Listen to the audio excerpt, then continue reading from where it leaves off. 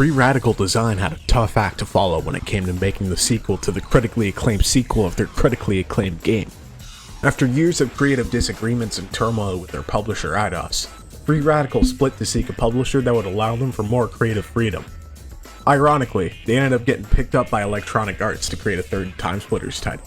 As you might already expect with the management of Electronic Arts, Free Radical was forced to comply with far more creative restrictions and redirections with the project than they ever had to with Eidos. All of the odds were stacked against Free Radical, and it seemed like the luck was running thin.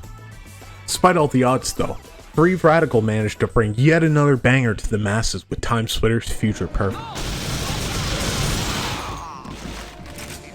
Like TimeSplitters 2, it was released on all of the consoles of the generation, including the Xbox, PS2, and GameCube.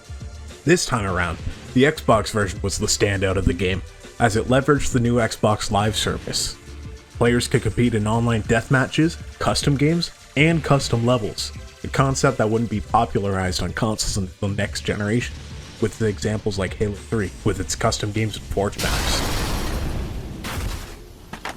You could, of course, play Future Perfect online on the PS2 as well, but let's be real. If you're going to play on console games online in this generation, it was probably going to be on Xbox. By this point in the console generation, Free Radical figured out how to squeeze out every last drop of processing power out of these systems, and it shows with this game. Future Perfect is yet another step above its predecessor. The detail in each and every environment, combined with shockingly decent texture quality, makes TimeSplitters Future Perfect feel like it could have been on a 7th gen console. The most notable graphical improvement of them all is the animations. The facial expressions and mannerisms of all the characters feel genuinely lifelike. The in-game cutscenes rival the quality of 3D animated movies you'd see in theaters, and Free Radical made sure to leverage that for the entire game.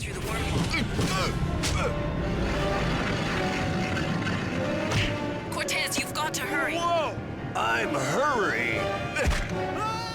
The campaign for Future Perfect follows a very linear story from start to finish. Despite the fact that each level takes place in a different year, they all link together one another. You play as Cortez, following the events directly after TimeSplitters 2.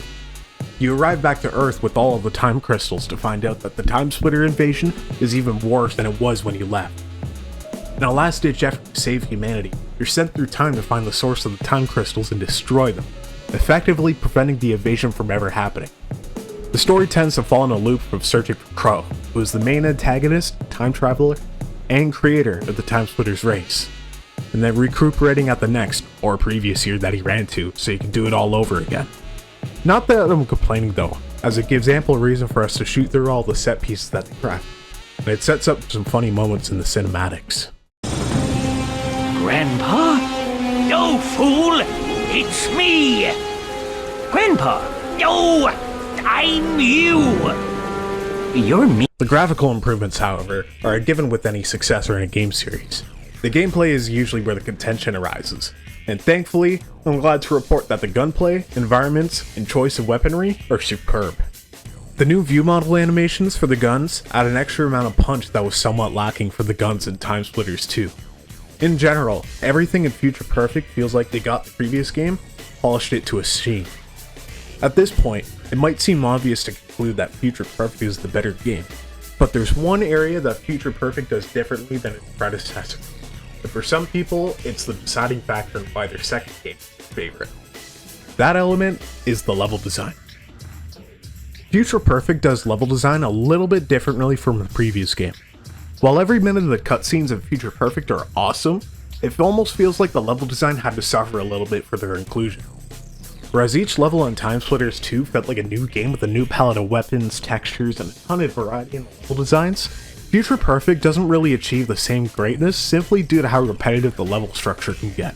A lot of the gameplay comes down to moving forward through linear corridors, and then going to point A, pressing the button so you can then go to point B, whereas each level in the previous game felt like a puzzle that you had to solve. This game comparatively feels like you're slowly pushed forward on a conveyor belt of set pieces. There's just a lot of shit going on at all times, but you're more so observing the action while you play in the shooting gallery, not really interacting with it.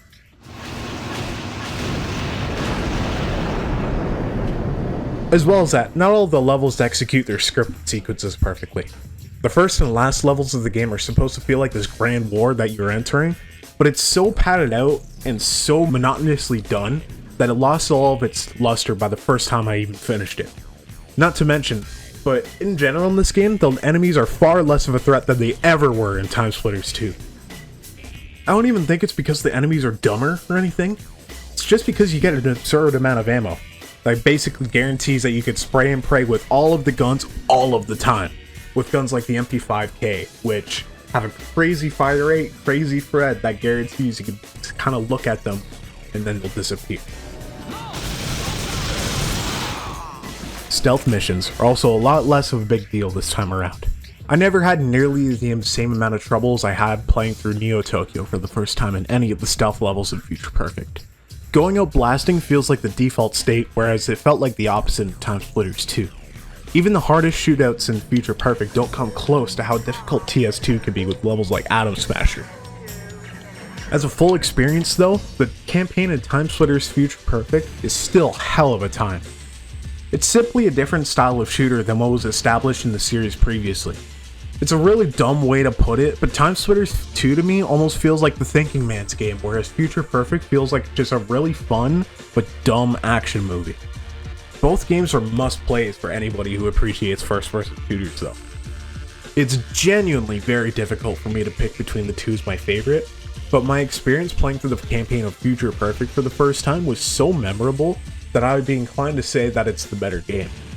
At the time when I got it, it was like the perfect game for me to come home from work and play for an hour or so and unwind for the night. That week, where every night I played another mission to find out what happened in the story next, was a really magical gaming experience. It scratched an itch that no other games have really satisfied in a long time. That's all I have to say about Future Perfect though. Which game in the TimeSplitters series is your favorite? Let me know down in the comments, and thank you very much for watching. Your engagement is what supports this channel, so I cannot appreciate you enough.